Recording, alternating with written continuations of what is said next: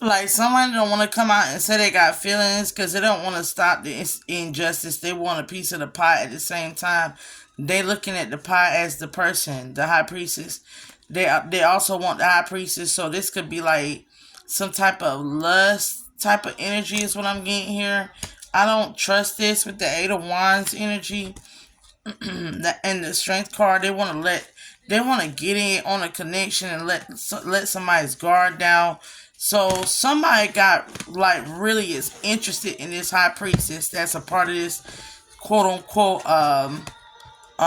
crazy Queen of Wands, Queen of Swords in reverse ideology of possibly robbing this individual. But this what this Queen of Wands really want is for them to like assault and really harm this individual in more ways than one. And somebody is on board on doing it. So you got like a weird essay, murderous thievery vibe coming in on the reading here. And then on top of that, you got like another energy that's like sitting. And we had this a couple of weeks ago. It was the same energy, but it seemed like it's just new players involved this time. Like somebody is actually more convinced that this is the time to do it. Whereas like a couple of weeks ago, they kind of this Three of Cups, Two of Pentacles, these five individuals decided not to do it, and they got discouraged from doing it, and now it's like it's being revamped to do it. So if I'm gonna look at it from the perspective of them suddenly getting the charge to do it, I'm gonna think they're higher hand or they're possessed by an entity. And the reason why I would say they're higher hand possessed by an entity or mentally ill or they're under secret society's manipulation is the reason why I'm gonna say that is because somebody who just gives up don't a month later decide to go back to doing the same messy ass plan. Like last month it was like they were higher hands. Now this month high priestess, I'm telling you now with the Six of Swords. Last month it was like higher hands. They were hired to do it. They gave up because they weren't gonna get no money out of it. Now, if I'm gonna be real about it, they've been watching a high priestess, possibly watching several high priestesses, or just keeping up with tarot community with the harpy and the fortune teller. They've been listening and they've been basically planning around the tarot community on how they are going to like do get in and like and abduct or take things with the Three of Swords and the Two of Swords. They've been in the background like paying attention to social media platforms, websites, everything. They've been checking account information. So if you look in the tarot community, a lot of readings have come out about people getting their inheritance back. Ace of Wands, the ancestors want me to speak on this, but a lot of people been getting this like King of Pentacles, Ace of Wands, the ancestors got you. You gonna get this money. You gonna get this windfall of cash, and what we don't know. We live in such a deceitful world that when you post stuff like what people gonna win or what people are gonna have, there's other people that's watching it, that's plotting to utilize that star chart, that birth chart, that zodiac sign, or possibly even that reading to manipulate themselves into a person's life to get whatever blessing is coming. And and sometimes even go as far with the Three of Cups in reverse, the witch, as far as to get people involved in third party situations where they get jumped, beaten, harassed, stalked, or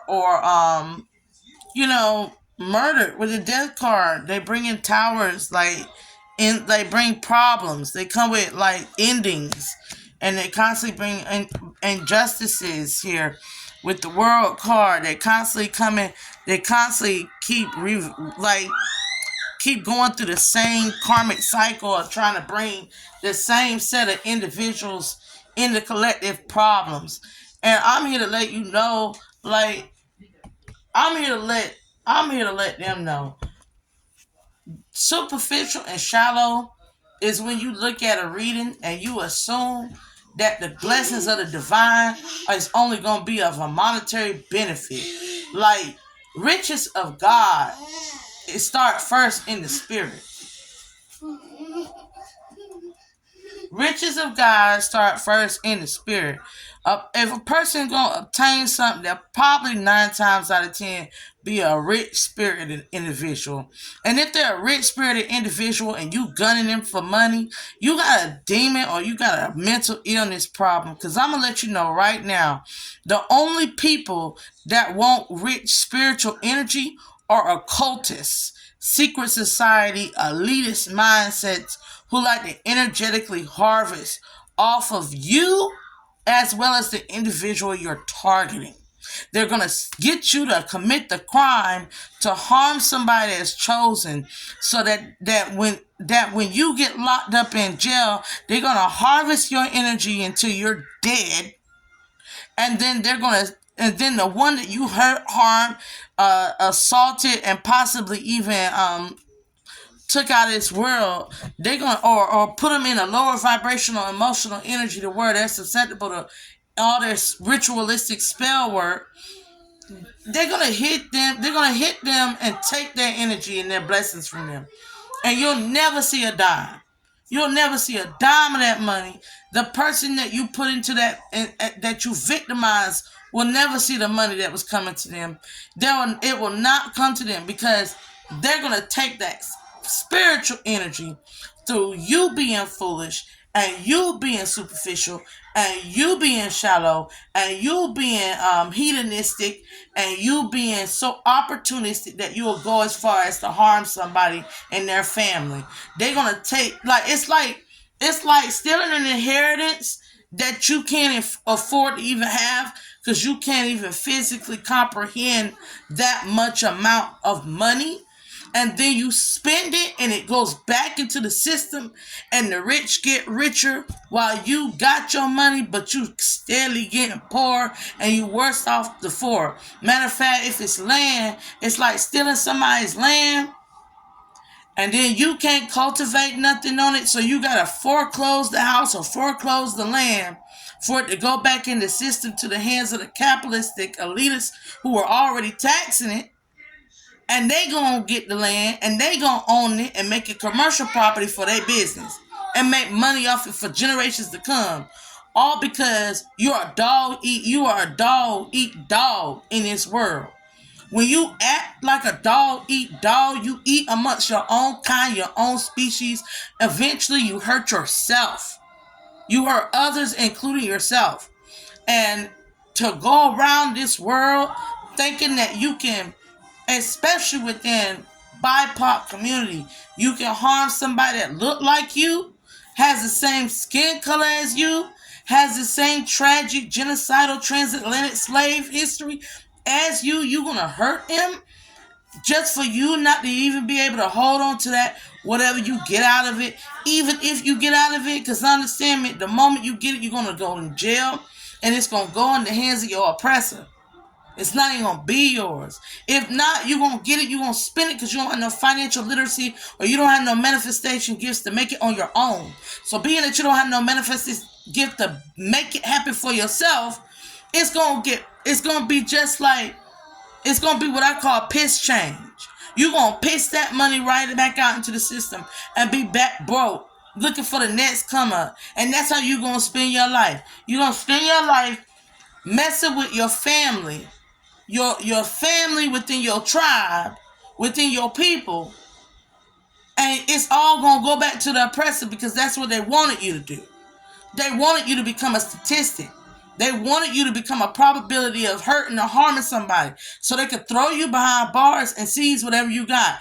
You got to start thinking, what happens to all them drugs that they bring into the country that they get from them drug lords and all them and their subordinates?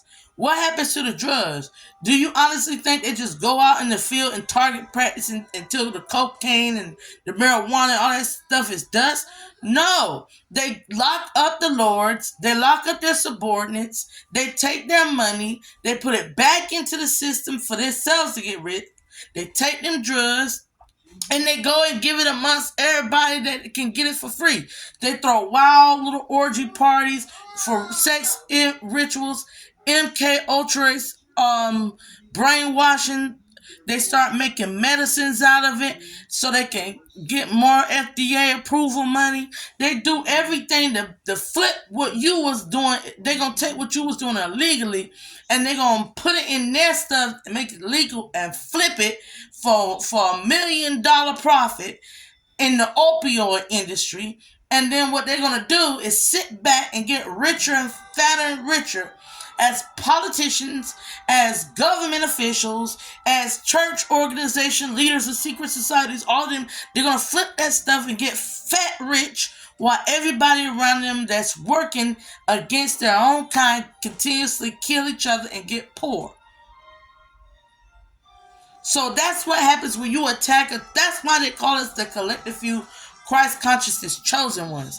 Because we are here to show you you're not going to touch us. The head of the snake is going to fall. And then on top of that, the medium man, you're going to get your karma and you're going to get it now. Because when you plot, man or woman, when you plot against your own, like y'all all living in the same, this is like, if you can plot to rob somebody, that means you could drive up to their house. They're not living in no gated security community. They're living in a community similar to yours. Making as much money as you, praying to God, manifesting and putting hard work in. The same thing that you could be doing. The same thing that you can be doing. They doing it. But you want to take a shortcut and harm them. Just for you not to have it, them not to have it, but them elitists and everybody who set it up for you through the systemic oppression, they gonna get it and get rich. And you gonna be in prison looking like a fool, getting all types of stuff done to you from the other inmates and the guards. And the other person, if they survive it, they're gonna heal, they're gonna live, and they're gonna go on through their life, enjoying each and every day, and the changes that come with life, good or bad, because they have a healed perspective about life. They don't look at money. They look at rich spirit, broke phone, trying to keep the balance and staying strong. Like that's what they look at. You looking at it like a come up. They looking at it like an ascension. And when you're looking at like from a come up perspective, a come up means you're opportunistic who are dog eat dog somebody just to get wealth that will never be passed down to your generations to come, and it ain't yours.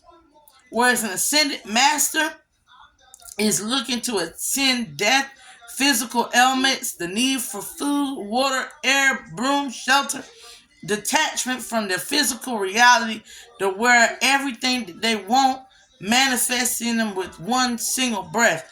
If they're hungry, a piece of fruit will fall from a tree or grow from a ground on their behalf. If they're thirsty, they can go and get their water from the rains. The rains will come down and give them water. Or a tree will give them water.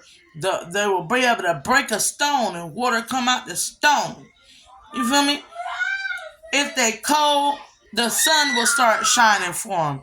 If they hot, the wind will come in with a nice breeze to cool them off. These are people who look to be ascended beyond the qualms of society and man's law. They want to ascend beyond that. They want to be one with nature, and they also want to be powerful within nature. So you need to think about that. Why are you looking for a come up when you can supersede pain, sickness, death, disease, just by going through an ascension process? And I'm going to leave you with that. It's Goddess Bella Babe 26. I'm speaking all the way real. Don't nobody speak like me. This is Sesha Session on the dial. And I'm out.